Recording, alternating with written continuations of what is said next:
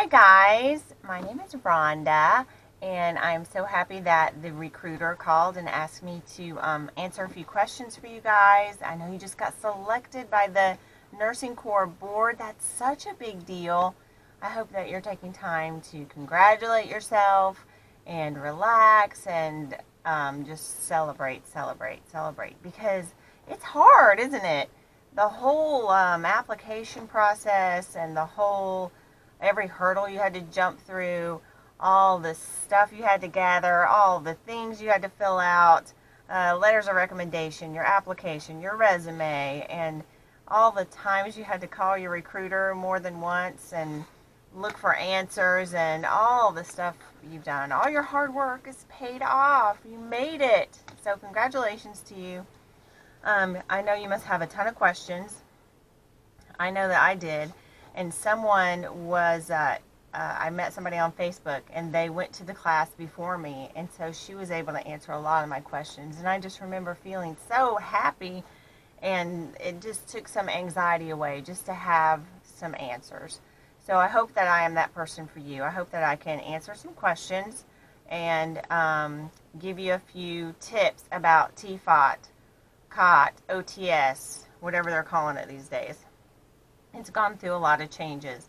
I met somebody who it was a chaplain, and they went to a 2-week COT, and then it was 4 weeks. My husband is a chaplain. He went through. He had maid service. So I thought that's what I was signing up for, and lo and behold, it's changed now. I went to the 5-week COT, and now it's going to be the 8-week TFOT. Ours was together with they're trying to make us tougher, so that's great. I was just in time for that. Isn't that awesome? I know you're probably thinking, wow, you're kind of old. It's okay. I am old. I'm 49, and I just got back in the Air Force. I was enlisted. I was in from 88 to 92. I was an avionics technician on the F-111. That's old. It was an old plane when I worked on it, so it was really old. But it was a great jet. And so I missed the Air Force a lot when I got out, and all my friends were retiring, and we didn't have any retirement plans really, and I thought, man, I wish I had never gotten out of the Air Force. And then it made me wonder what the age limit was to get back into the Air Force. And I looked it up, and it was 49. I was 47 at the time, didn't have my bachelor's, went to a school called WGU online. Super awesome because it's work at your own pace. RN to BSN, I did it in 3.5 months. They even made a commercial about my story trying to get back in the Air Force and why their program worked for me. So if you're just investigating going back in the Air Force and you know you need your BSN, I highly recommend WGU because you can get it really fast, and it's accredited, and it's pretty cheap. So congratulations. And if you haven't got selected by the board yet, congratulations for getting your name in there, or even just being interested in the Air Force Nursing Corps, because it's incredible and you're going to love it. I made a few notes so I could run down this list and let you know a few things to expect. I wanted to do a separate video about PT for older people that are going in, because I looked all over the internet for something titled old people going into military, and I didn't find anything, and I was scared. And it's different when you're older going in with all these kids. So I was going to make a separate video for the PT, and also a separate video about money that you might not know you have coming to you, and I want to make sure you know what's up with that, because I would have never known if somebody hadn't told me. I was going to walk away from thousands and thousands of dollars, but thankfully somebody said, hey, don't forget to file for your dislocation allowance and a few other things. So I'll put that in a separate video. So, first day, Maxwell Air Force Base. It's in Alabama. That's where you're going to be going. And I went in the summer, and it was super hot. But maybe you'll go in the spring or fall. Hopefully you can time it just right for the weather. They're going to send you a bunch of emails. They're going to give you a login to this place where you're going to do pre-course work, and it's going to have a map, and you're directions and instructions and your check-in time and all that stuff. Here's 2 things I highly recommend. Get that pre-course work done. They're going to say it's not due till you don't need it right away to get into COT. You just have to finish it before you graduate. Get that stuff done because you don't want to be worried about that mess while you're in TFOT. So I know it's option. It was an option for us. Do it or do it later. Do it now while you have all this free time and while you're well rested and have not a lot going on in your life, and that way you'll just save some time. I would have all my pre-course work done, and I would have my uniforms put together. Have those uniforms put together with your name tape and all that stuff, and your rank, and because you don't want to mess with that, because closing sales, everybody in your squadron is going to be there trying to get fitted, trying to get their stuff. So if you have access to a base, I would get that done. Take it with you, and you'll be so far ahead of the game. So check-in for us was between 9 and 12. So here's my thing. There were some jokers up in that place that wanted to check in at 9 o'clock and first thing, and I was like, my gosh, bless your heart, go ahead.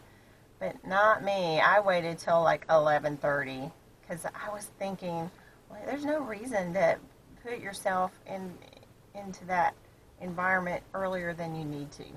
It's a training environment. It's hard. They're going to yell at you. And I was, I'm going in so old, I hurt my feelings. I'm like, hey, I'm somebody's mama. Don't yell at me. Anyway, so if you've never been in the military training, I was prior enlisted, but I still didn't know what to expect really. But it's kind of like if prison met fat camp, met college, met military training. That's kind of what it is, because you can't leave. You're stuck there. They go through the indoctrination phase. It's the first week. They're indoctrinating you to all the military stuff. You're going to learn how to march and when to salute and when to say good morning and when to say good afternoon, and you're going to learn your reporting statement. And it's all very important stuff. And you're going to get, when you get in, you're going to get issued a camelback. This is my camelback from my day in COT. And you're going to get your Otsman. Otsman is OTS manual. This one's mine. It's been through the washer and dryer.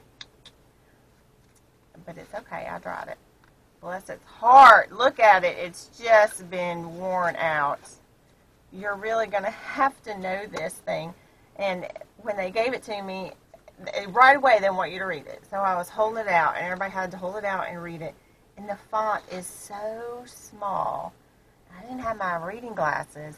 I could not read a thing in this book.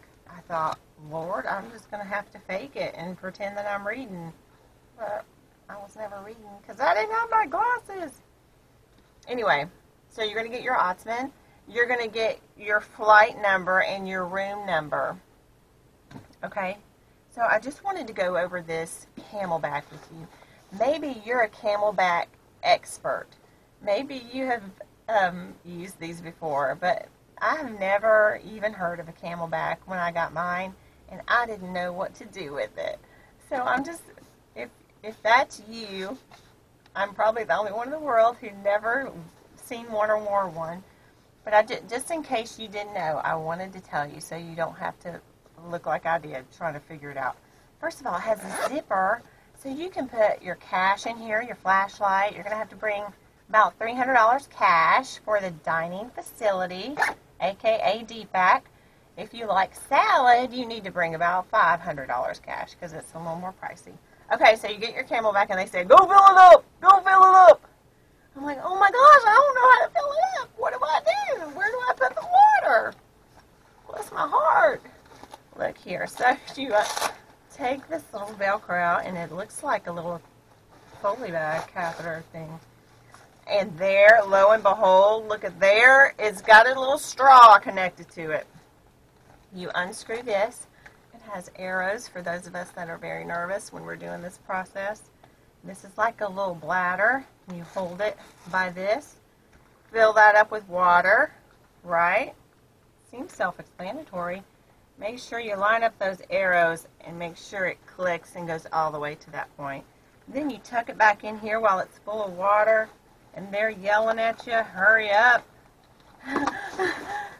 Gosh, I'm having flashbacks. I think I have PTSD from God. Anyway, so there you go. Make sure you put that little thing on tight, because guess what happens? It can leak all over your back if you don't have it just right. And there goes all your water. And you're in Alabama in July, and you're thirsty, but your water's gone because you didn't put your cap on right. Okay. So you put it on like a backpack. And this always hangs over your right shoulder. Okay. So I'm sure that everybody knows how to drink out of this thing, but I didn't, because I'm just, I guess, a loser. But here's what you do. There's the on and off, and I had that figured out. I said, this has to be the on and off switch, right? And so I was trying to push this button. I was trying to take this thing off. I was a mess. Anyway, you can take that. I was trying to suck out of that. So here's the deal. You put it in your mouth and you bite it. And when you bite it, it opens up, and then you suck it like a straw. So I was very thirsty the first day because I didn't know what I was doing. Don't tell anyone, because I'm embarrassed. Okay, so you'll have your Camelback, and you get a squadron belt. And whatever color it is what squadron you're in. I was Spartan, so I had a red belt. Everybody had a different belt. Goldhawks had yellow. Hoyas had green. Cobras had something else. Everybody has a squadron name. So you're going to read your Ottoman all the time, because you're going to get tested on that bad boy. So you always have to have it out. And if you ask a question that's already answered in the Ottoman, God help you, because they're going to say, "Did you read your Ottoman?" And you're going to cry in the corner, and then you're going to find it in your Ottoman. It's going to be fine. So first week is indoctrination phase. They teach you to march, salute. You learn your customs and courtesies and all that good stuff. It's kind of fun. I liked marching. It was fun. The next week we took our PT test, and we got assigned our flight instructor. I'm jealous of you right now because you're about to make some incredible memories. Your flight is going to be like your family. You're going to grow so close to them because you're going to do everything together. You're going to suffer together. You're going to live together. You're going to test together. You're going to be together all the time. And you start off as strangers, and then by the time you're done, you would die for those people. So the flight is made up of like 15, 16 people, and they're just a smaller piece of the squadron. So there's a bunch of people in Spartans, but there's only 16, 15 of us in, we call ourselves phalanx. You get to name your own self. You get to name your flight.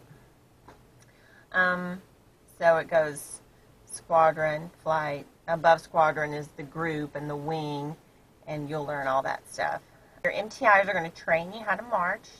I suggest watching some videos on marching. So you kind of put your boots on that you bought. I hope you got some good boots, good comfy boots, and try to march around in them. And the tricky ones are about face. For some reason, people kind of get off balance. And another tricky one is to the rear march.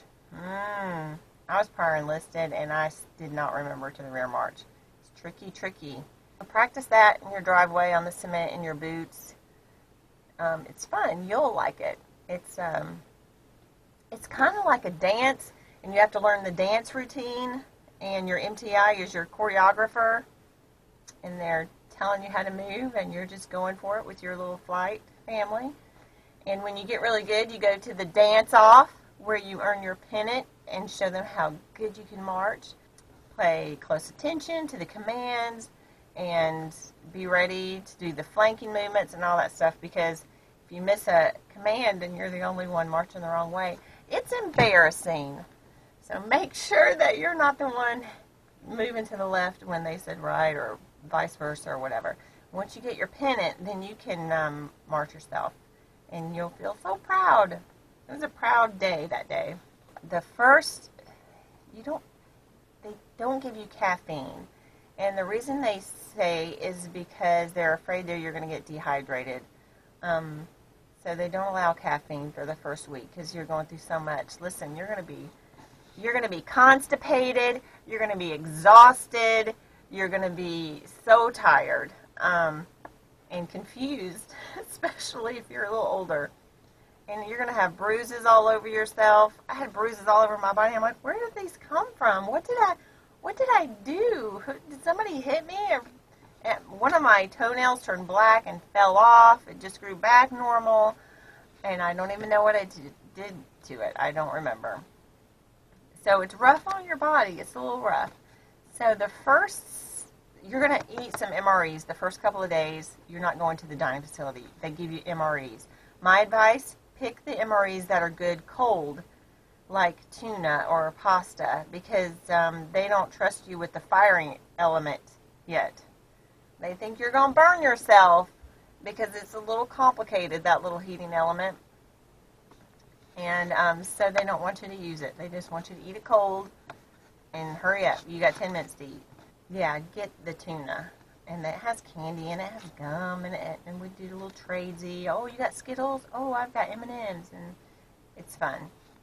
Although, I don't care for MREs. Like, especially when the first waft of smell from the MRE, it smells like dog food, kind of. I don't know what they use to preserve it.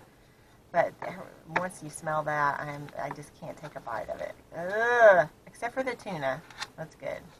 And some of the pasta. And the desserts. They had a chocolate chip cookie. That's really good. Anyway, I digress. The first Sunday was the best Sunday I can remember of my life because you get to go to church. The Air Force has to give you time to worship, and they give you 4 hours on every Sunday. And I went to Faith Chapel because they had an Officer Christian Fellowship Bible study. So it's in the basement of Faith Chapel. So the bus comes and the bus will take you there. You have to catch it at 7:30. It comes right to your dorm. Easy peasy. You can wear your ABUs or OCPs. You don't have to wear blues. And so they take you to the church, and the church has coffee. And it's going to be your first taste of coffee in a week. And it's going to be the best coffee you ever had because you got your coffee, you got your Jesus, you got all your friends. And life just seems like it's on the upswing. So they give you coffee and a little breakfast, and then they have a little Bible study. Then you go upstairs, and they have the chapel service. And then by that time, it's time for lunch. And back downstairs in the basement, they have a hot lunch for you. And it's very, very nice. And you're going to fall in love with those people. The good thing about it is not only do you get coffee, and not only might you slip some snacks. Oops, you might accidentally slip some snacks in your Camelback while you're there. Not only that, but the class before you is usually there too, and so they can say, hey, next week you're going to go through this, or it's time you're going to go shooting, or you're going to get your picture made, or you're going to whatever. So it was nice kind of to meet those guys and see what they were up to, because it kind of let you know what was in store for you. The first 2 weeks of TFOT were the absolute hardest for me because everybody's yelling and you're running around, and when I was on the 3rd floor, I was going up and down stairs. There was never a quiet moment. You're always in a rush, super stressful. You're getting used to all these customs and courtesies, and when do I salute and when do I give my reporting statement, and it's very confusing, especially for me, I think, because I was older, and you know how like when you're an old computer and you have a lot of tabs open in your brain, and so I was having to shut off tabs and open new tabs to try to remember all the stuff that you have to remember. So it was a little difficult for me. I called my husband and I said, it was week number 2. I called him and I said, I'm quitting this. This is crazy. I'm going to run away and burn this place to the ground. He said, honey, I just sold the house. You got to stay. Anyway, it was fine. But yeah, that was my little, I had a little breakdown second week. But then it got better. It gets better every single day. But it's not easy. I think the hardest part is the sleep deprivation because you're going to get up every morning at 4:30. So here's like a normal day. You get up at 4:30 to reveille. And you've slept in your PT gear. That's what you sleep in. And you put on your shower shoes and you have to go outside your door for something called accountability. They have to make sure everyone's there first thing in the morning. They have to make sure nobody ran off in the night or is asleep in the stairway or locked in the supply room or wherever they might be. So you have to go out there and they count you. And you have to, as they call it, accountability. Then you go get dressed in your uniform of the day. And then you go downstairs and you form up in your flight. So whatever flight you've been assigned, which they gave you and you wrote it on your Ottoman, I was flight 413. Your flight leader's yelling for you and you all get in a flight and then you march off to your instruction, whatever you're doing that day. If you're drilling, that means you're learning to march, you're learning new commands, or you're at the lecture hall getting a lecture. I want to say this right away so you'll know to have your wingman's back. They want you to take care of each other. You have to take care of each other. They love it when you finally get that. If you're downstairs all dressed, looking good in your uniform, and your little roommate, Susie Q, is still up in her room looking for her flashlight, because you're going to need your flashlight, honey, because it's 4:30 in the morning. It's dark outside most of the time you're out there. But if you leave her alone in the room looking for her flashlight and you didn't help her, then guess who's in trouble? You are, because you left your wingman all alone. Bless her heart, she can't find her flashlight and you just left her up there. You have to have each other's back. They want you to stick together and take care of each other and burn strings off each other's uniforms and tuck in each other's hair and straps and point out somebody's bootlaces if they're not tucked in. You got to take care of each other. And they're going to drill that in your head. Because it says, they feel like it says a lot about your character, that you were willing to leave a person up there while you came down looking all dapper and ready for the day, and you just, poor Susie Q from Kentucky is still looking for her reflective belt and flashlight or hat or whatever. So I just wanted to show you my roommates. Aren't they so cute? They're so smart. They were med students, and I love them so much. You're going to love your roommates, too, and I still keep in touch with them. So you're about to make friends forever. Let's see. So you're going to get dressed. You're going to go. So they have these lectures for the whole wing in these big auditorium called Boyd Auditorium. You're going to get some really great lectures, really great speakers.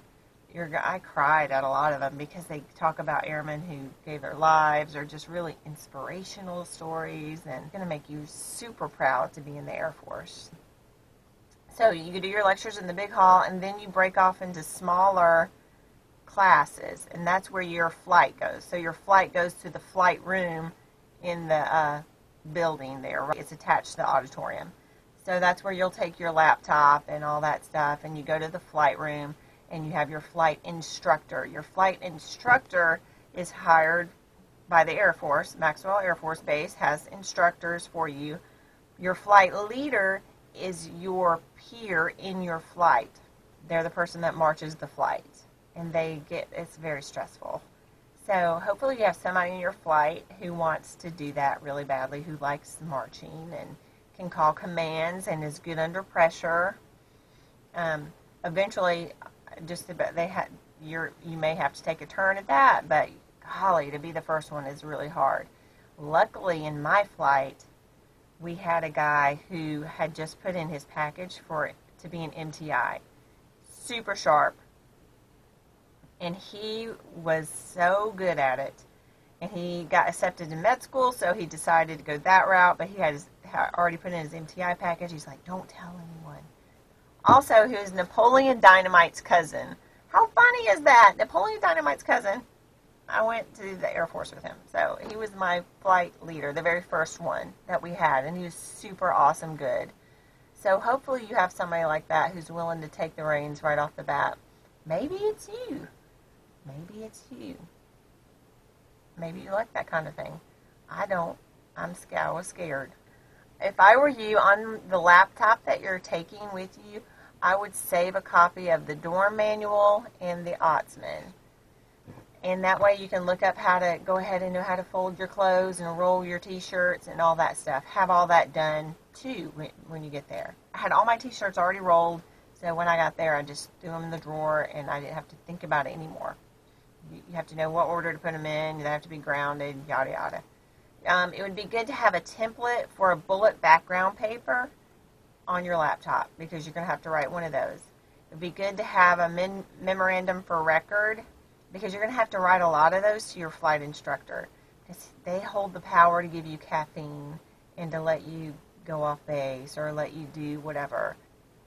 Air Force tongue and quill, all of this stuff is going to be under Canvas.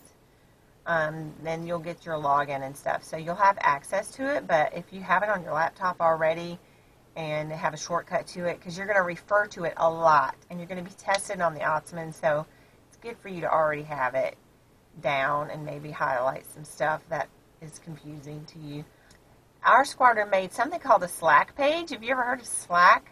I hadn't, so I didn't know what it was, but hopefully someone in your group will be real tech savvy, and they started the Slack page and we all joined it, and that's where they shared announcements and instructions and information and memes.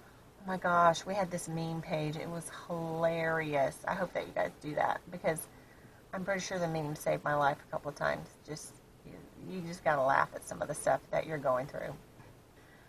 Academics. Okay. So you're going to have to test, and you got to get an 80 or above. If you fail, they give you a cumulative, and I think you have to score a certain number on that. So they give you a second chance. I can't stress enough that you shouldn't fail these tests. You have to study hard for these tests, because this girl that just went through this last class, that had been talking to her and telling her, here's what to expect, and she failed by 1 point. She failed the cumulative by 1 point. And they sent her on to her base. She was working at her base for a while, and then they said, okay, we got you re-signed up for COT again. She has to go back through TFOT, 8-week TFOT, because she failed by 1 point. I would rather walk into the woods and let the animals eat me before I had to do that. People go into TFOT and they're so worried about PT. Can I pass the PT? And that's good and that's great, but you have to put as much emphasis on the academics as you've worried about this PT, because it's not easy stuff. So please take it seriously and have a study group and do all that you can to help everyone pass, because it's hard. It's hard, because it would be easy if you were well rested and you had eaten and everything was fine in your life, but you're exhausted and you're working on 50% at all times. You're just kind of in a comatose state. At least I was. Maybe you'll be fine.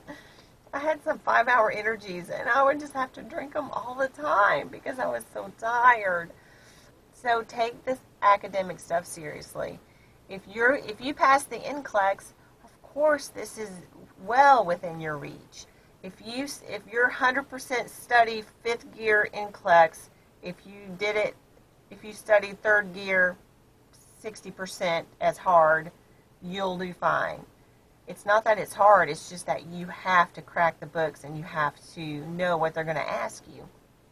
So I'm going to tell you.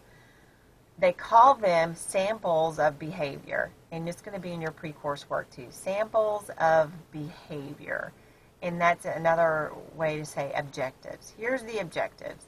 We want you to know the 4 pillars of the national security strategy. That is under the samples of behavior. It's not a secret. They're telling you exactly what they want you to know. So guess what? When it comes time to take the test and you get to celebrate your knowledge, that's what they call it. That's going to be on the test. It's not a trick. There's no trick questions on this test. And there's no, especially as nurses, I think we're looking for the trick because we're used to NCLEX questions where all the answers are almost exactly the same and you have to pick the most rightest right of all. But the Air Force is not going to try to trick you. You just have to know what they want and you have to give it to them. They're not going to hold you accountable for something they haven't taught you. They're not going to ask you something that is not what they said they were going to ask. Samples of behavior. Educated guessing is also something that nurses that we're used to doing because we can, kind of look at the multiple choice and say, well, it's not hypovolemia, it's not tachycardia, must be hypertension, C. And you get it right because we're doing an educated guess. You can't guess your way through this test because you either know it or you don't know it.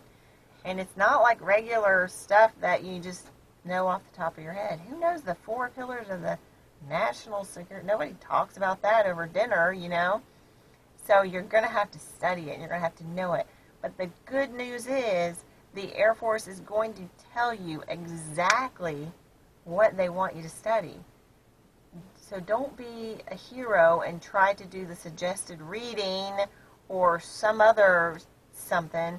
Just study what they tell you they're going to ask you and study it hard and understand it and know how to apply it and know how to talk about it and know what it looks like in a situation and a scenario. And then you'll be fine. But don't fail those things. And people were dropping like flies over that. They did great on their PT, but they failed these tests. So don't be that person. I remember thinking, golly, do I deserve to be here? I'm so scared. And on my first test, I got a 90. I was so happy. And it's because somebody gave me these tips. They said it's not a trick and study the samples of behavior. So I hope that helps you get through that. And do a study guide where you just repeat the samples of behavior answers over and over and over and test each other and have study groups and all that stuff. Some people said, do I need to bring a printer? They have printers in your flight room that you can hook your laptop up to if you want to print something. Some people did bring printers.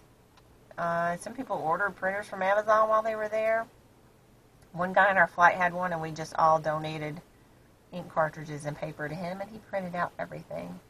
So he was great. Let me see what else I can tell you. Don't overanalyze it. We had these med students who just wanted to really, we had a lawyer who really wanted to overanalyze every little fine print word of the test. And so he didn't do good because he thought, oh, they're trying to trick me. So don't think it's not tricky. Great lectures. You're going to find out that you're just joined the greatest branch of military there is in the world. I love the Air Force. It's been so good to me. I still pinch myself. I'm like, I can't believe I made it in here with all these great people. My roommates, gosh, med students, one's just an absolute genius. The other one speaks like 5 languages. I'm like, wow, the caliber of people that you're about to meet is off the chain. Awesome. Okay, I want to tell you about the hardest part for me in my old age trying to get through TFOT. The hardest part was the dining facility seating arrangements. They're confusing and they're hard and they're terrible and they don't make sense. And as soon as you figure it out, they're going to put you in the other bay where it's totally opposite and it's just terrible. So find it in your Ottoman. There's a chart, there's a map, there's a seating arrangement. Everybody is 1 through 4. You're in either position 1, 2, 3, or 4.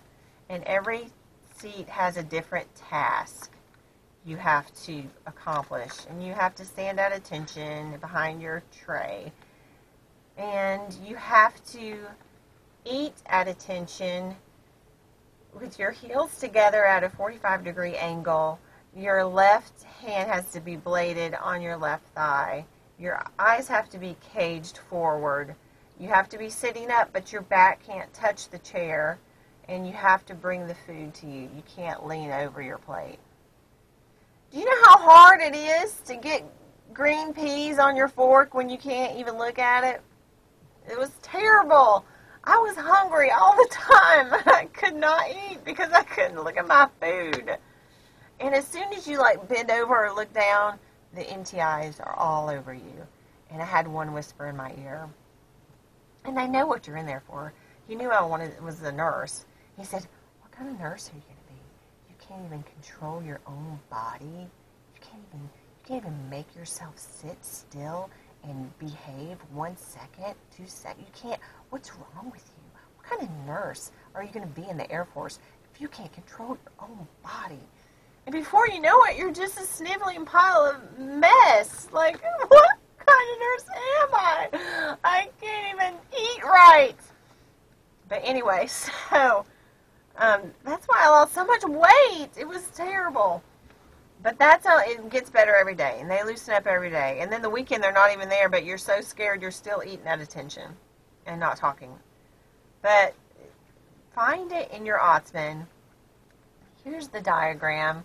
1, 2, 3, 4. You have to know where you're sitting and what your job is. Somebody's going to wipe the table. Somebody's going to take the tray. Somebody's got to hold the napkin holder. Is it you? You better know before everybody's done eating. And by the way, it's upside down in the book. I don't know if they do that on purpose or not. But make sure when you look at it that you figure out where the door is. And I had to remember it by saying the food is always closest to seats 2 and 4. And seat 1 is always in the corner. It's a mess.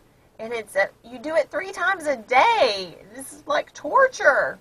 But you're going to get it because if you're young, you probably you don't have so many tabs open, and you can open a new tab that says DFAC dining arrangements, and you'll have no problem with it.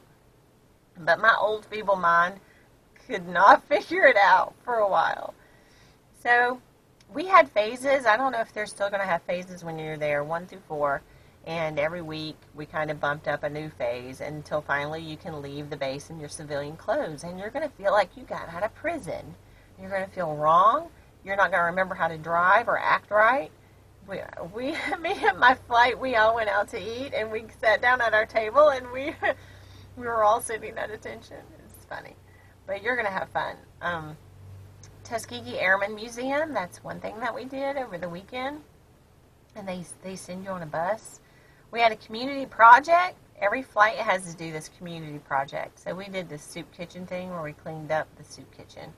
But some people went to the Humane Society and to these dog shelters, and they washed puppies, and it looks like they had a good time. So if you want to do something like that, those go really fast. I would have my community project organizer, because everybody in your flight has a job, and somebody who's going to have that job. Tell them to start calling the shelters so you can wash puppies on your day.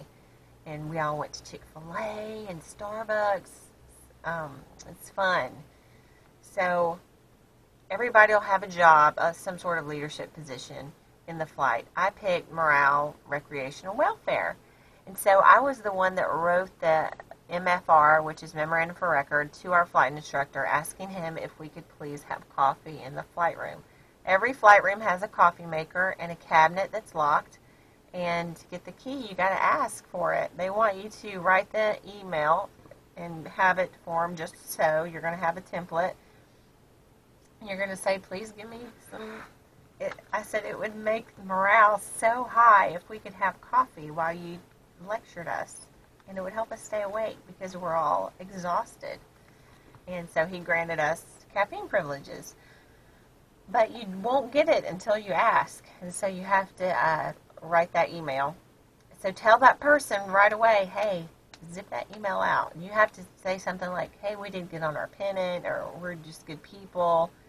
Same thing for cell phone use. Say, can we use our cell phones at night for business and to stay in touch with our families? And they'll give you permission. They are people, and they're all rooting for you. They're there because they love to teach, and they're on your side. So don't be scared to talk to them about stuff. Eventually, you're going to have to march your flight, or at least an element. An element is smaller than a flight. It's like 4 people. Like if you want to go to the shopette, you got to do it in detail. And so you have to, if you're in the back right position, then you're going to be the one calling the commands. And I marched my people into the grass, into the building, into the walls, into the bushes. And it's okay. You're going to do that because it's hard trying to think of right, quarter flank, left, and knowing which foot to call it on. And you're nervous and people are watching, and it's okay. You're not going to be the first one that walked your people into a wall. You won't be the last. So it's okay. It's a badge of honor to walk your people into the, and they'll thank you for it later over dinner. So everybody does it. You're going to have lots of drug tests and shots and lots of lectures, lots of learning. There's so much to know. They have a short amount of time to teach you. You're going to go shoot a gun. You're going to get lost in the woods. There's PT every day. But after the first 2 weeks, it's led by your peers. So they just come up with like some PT routines, and every squadron takes turns leading it.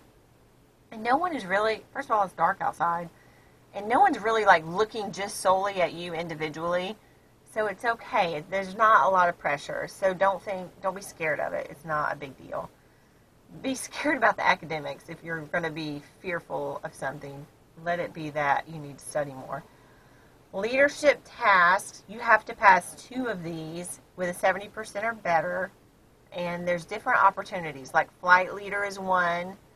And there's some that are on this obstacle course. It's called the LRC, and they give you a situation, and whoever's leading it leads the flight through this problem, and you have to problem solve. And so there'll be a body of water.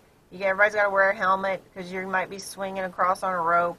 They give you a rope and a stick and an oil barrel and say you have to get across the water without touching the sides, without this, that, and take the hill or whatever you're supposed to be doing. And you got 20 minutes to figure it out. And they don't care so much that you solve the problem. They just want to watch you lead. They're grading you on how you lead. So just delegate tasks, be a good leader, be a good listener, give commands, take charge, be loud, be clear, be decisive. Have a timekeeper, know what's going on all the time. Have them, sometimes what they really like is when everybody starts chattering, you say, hey, rein it in, run the ideas through me.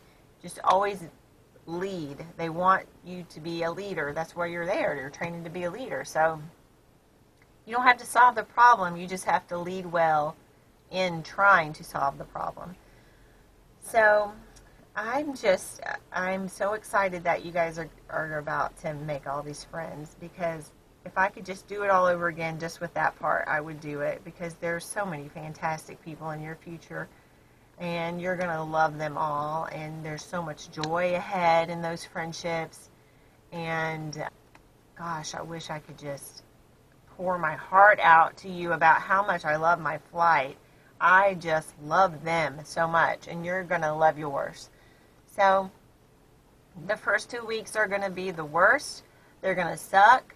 You're going to be exhausted and confused, and you're going to have the weird bruises and think, why did I come here?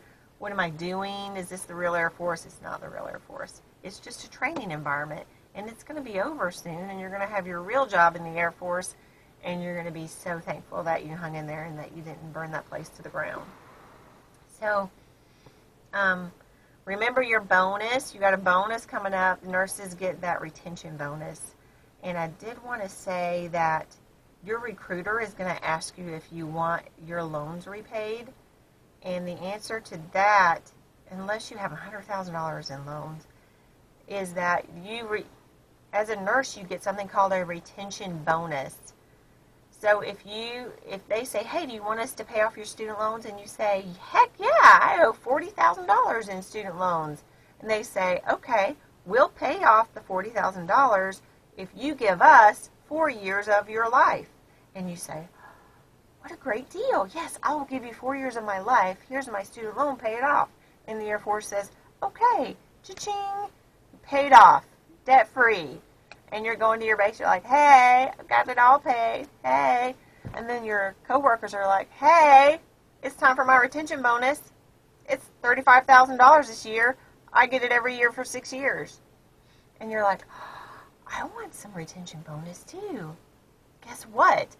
You can't get the retention bonus for 4 years because you've already promised the Air Force 4 years because they paid off your student loan. But if you say no to the student loan repayment, then the Air Force can say, please stay. We'll give you a bonus every year that you agree to stay. Every specialty has its own bonus. This year for a perioperative nurse, it's $35,000 if you agree to 6 years. That's $35,000 every year. So you see, that's better than taking a loan repayment. So research that heavily before you decide yes or no to the loan repayment. See if you're qualified for the retention bonus.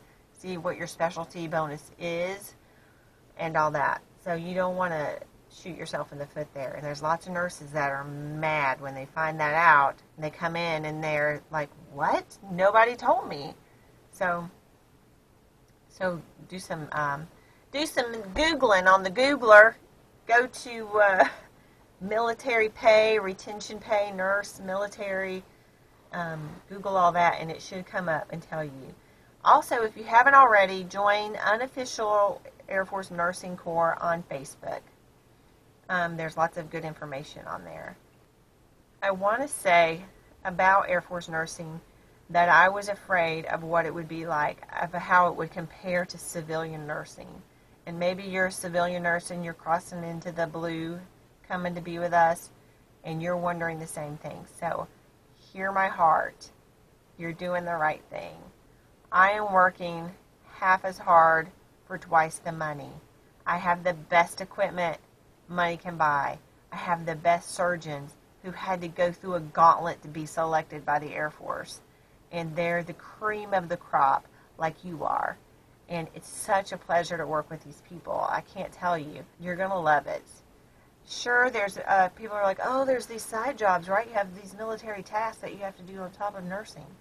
Well, yeah, but big deal. They're handing you bags and bags of money all the time. And you're getting the best education and the best training ever available because you got to be good to go so you can go downrange and take care of our precious people and patch them up. So they're giving you the best training possible. It's really fabulous. And it's free. So yeah, there's some military tasks. Like the other day, last week I had to go watch people pee in a cup. That was my task for the day. So they're like, oh, Rhonda, it's your turn to go observe the urinalysis. So you're not nursing today. You're going to do that. Well, big deal. That's fine with me. I don't care. That's not hard stuff. And in exchange, they're handing me bags of money. So it's okay. So don't let that scare you at all that you're going to have to do some military stuff while you're nursing, because they value quality of life and family time, and they're going to take care of you. I feel so very taken care of. Before I set foot at Keesler Air Force Base, everybody in that OR was calling me, checking on me, making sure I had everything I need, answering all my questions. It's a family. And it's a small family, and you're going to run into the same people a lot, and I haven't met a bad one in the bunch. So it's really great. I'm glad I did it. I'm glad I made it in before my expiration date was up, right? I want to tell you, if you can, find me on Facebook, because I would love to talk to you and answer more questions if you had them. I'll make another video about PT and about some of the money things that you might not know about, that I didn't know about.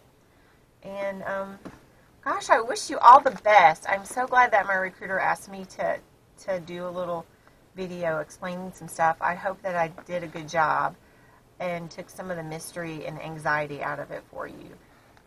Everything is doable. Lots of great memories ahead. Lots of incredible lectures and teaching.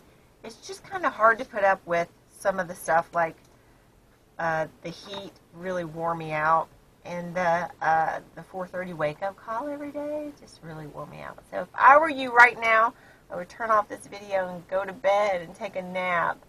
and get your laptop ready with all that stuff. Get your uniforms ready and finish your pre-course work.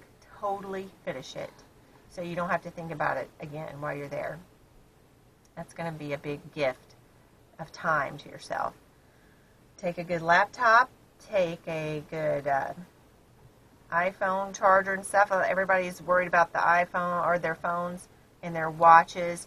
We could have our watches, but they couldn't be connected to our phones, so I just used it has to be a neutral band. I don't know if that's still the same, but I used it to pace myself during the run, so I'm glad that I had it. You can charge it in your security drawer. You're going to get a security drawer that's about as big as a shoebox and a half, and you can put stuff in there like I even put my underwear in there because I thought it was creepy that somebody was coming to look at my underwear. You know what I mean? So the Sergeant Stockinger, I hope that you get to meet her. She said just put stuff in your security drawer if you don't want it seen. So I put that in there. I took a lot of emergency stuff, like it's airborne, and you can take a plastic cup and it's a shaker, and I drank emergency every single night, raspberry flavor. I drank some every single night. It has vitamins and keeps you from getting sick. People were getting sick a lot because you're in a closed environment and you're all touching the same handrails, but I never got sick, and I credit that little raspberry emergency stuff, and I drank one a night, and it was kind of like a little treat. You're going to have an ice machine, you're going to have a water machine on your floor in your dorm, so you have access to water whenever you want it. They'll never say no to you if your Camelback is empty and you need to go get water. They'll never say no to that, and they'll never say no to you using the bathroom. You're going to have plenty of opportunities to do both, so don't worry about that. And that's it. If I think of anything else, I will text you ladies or put it in another video. But I'm rooting for you. I'm rooting for you, and you're going to have fun, and you're going to be so proud of yourself. And it's just the beginning of a lot of incredible things for you.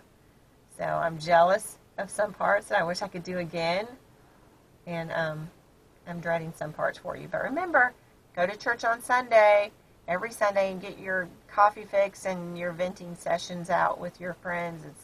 It'll be fine. It's nothing that you can't do. If I could do it at 49, I turned 49 while I was in COT. It was like the best birthday and worst birthday ever. Good luck, and I'll talk to you later.